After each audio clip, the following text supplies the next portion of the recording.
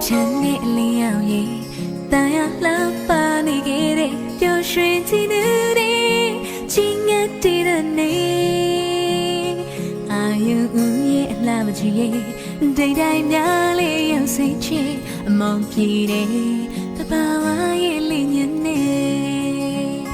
စိတ်ဆူတဲ့ညခင်ရဲ့အပြောချေတဲ့ပင်လေးပြေဘာလို့ပြအေးသလားလာနေလေညာရှင်က